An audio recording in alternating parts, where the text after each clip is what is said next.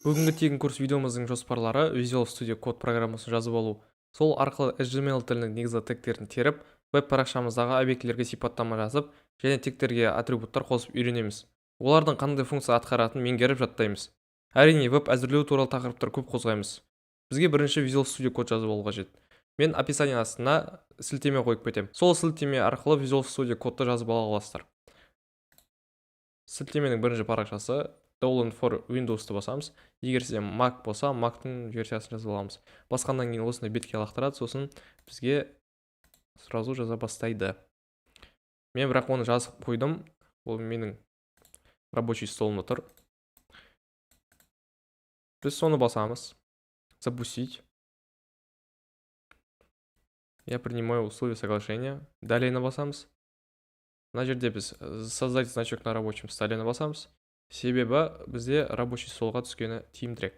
Дәлені басамыз. Осыдан кейін бізде установитті басамыз. Компьютерімізге осы Visual Studio Code жазылып болады. Жазылып болғаннан кейін біздің рабочий столымызға Visual Code түседі. Visual Code түскеннен кейін біз өзіміздің сайтымызды жасауға кірісеміз. Әрбір сайт бірінші бума ашылу арқылы басталады. Сол үшін біз создать папку. Әзірше біз оны сайт деп сохранить қойып кіреміз. Және бұл файлдың ішіне біз текстовый документ ашамыз. Текстовый документті біз индекс деп ауыстырамыз және форматын HTML-ге қоямыз. Неге HTML-ге ауыстырып жатыр? Себебі тексти болған жағдайда бұл только жазуларын көрсетеді, ал HTML форматта бізде телеком сайтты көрсетеді. Сондықтан осылай жазамыз. Және біз жазылған Visual Studio Code'ты ашу үшін қазірден басқамен бізде басқа нәрсе көрсетіп тұрады. Пустой, мысалы, көріп тұрғандарыңыздай. Сол ашу үшін бізге открыть с помощью кіреміз және Visual Studio Code'ға басамыз. Бізде Visual Studio Code'тың бастапқы несі шығады. Бізде әрбір сайт бірінші doctype HTML кодынан басталады. Бұл HTML құжатын анықтайтын код болып саналады. Содан кейін HTML дегеніміз не? HTML бетінің түбір элементі болып табылады. Бұл HTML болмаған жағдайда ішіндегі кодтарды оқымас еді. Және де сіздер осыны ескере кетіңіздер. Бұл жерде HTML коды ашылды және бұл жерде жабылды. То есть басталды, аяқталды деген секілді. Так. Содан кейін бізде head. Head деген ағылшынша айтып тұрғандай, ол сол сайттың басы. Head'тің ішіне бізде title кіреді. Title дегеніміз не? Мына жерде тұратын сол сайттың тақырыбы. Мысалға алатын болсақ, біздің сайтымыз мысалға көлік туралы болсын. Car. Мына жерде қазір көріп тұрғаныңыздай index HTML деп тұр. Біз обновить етеміз. Car деп шықты. Так. Head'тан кейін бізде title. Және head'тан кейін бізде body коды болып саналады. Body ағылшынша денесі. Бұл бетінің көрінетін мазмұнын қамтитын элемент. Мысалы бізге body'дің ішіне любой текст жазыламыз. Мысалға алатын болсақ, біз Mercedes деп жазып кетейік. Mercedes. Міне, көріп тұрғандарыңыздай сайттың ішіне Mercedes деген жазу шықты. Менің ең бірінші кіріспе видеомда мен сіздерге мәтіндік мазмұндама туралы айтқан түгімін. Оның ішіне бізде H1, H2, H3, H6 тағы да басқа H'дар кіреді. Бұлар не? Мысалға алатын болсақ, біз Mercedes сөзін H1 ішіне кіргізейік. Бұл жерде Mercedes сөзіне ешқандай элемент қосылмаған. Біз жаңа ғана H1 элементін қостық. Бұл жерде сонда H1 элементі үлкен тақырыпты анықтайды. Және де H1 бізде 6-ға шейін барады. Мына жерде біз 2 қылайық. 3, 4, 5,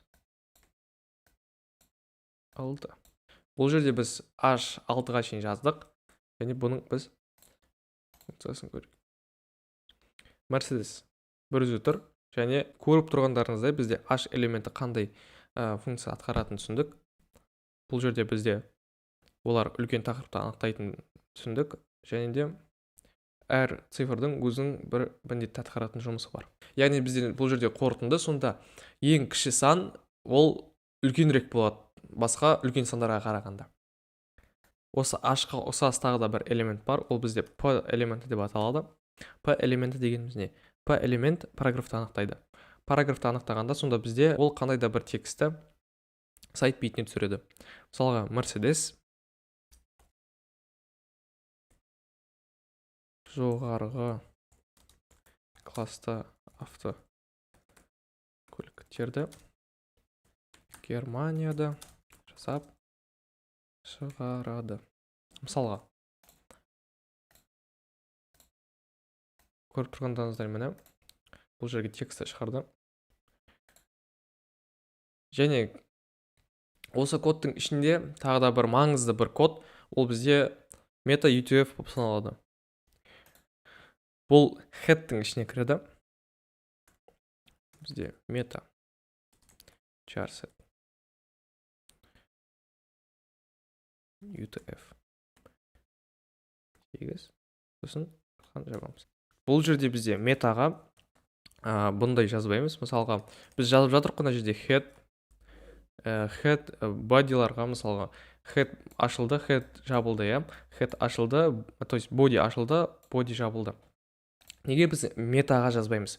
Себебі бұл кодировканы жазатын код болып саналғандықтан бұл жерде метаға жабылатын функция, то есть жабылатын код жазылмайды. Сонда біз бүгінгі видеода doctype HTML декларациясын, HTML біз құжатты анықтайтын кодты жаздық. Және де HTML элементі, HTML бетінің түбір элементі болып табылатын кодты жаздық. Head элемент, құжат туралы мета ақпаратты қамтитын элементті жаздық. Meta charset UTF, бұл бізде HTML құжаты үшін таңбаларды кодтауда орындайтын код болып саналады. Title элементі бізде құжаттың тақырыбын орнатады. Body элементі, беттің көрінетін мазмұнын қамтитын элемент.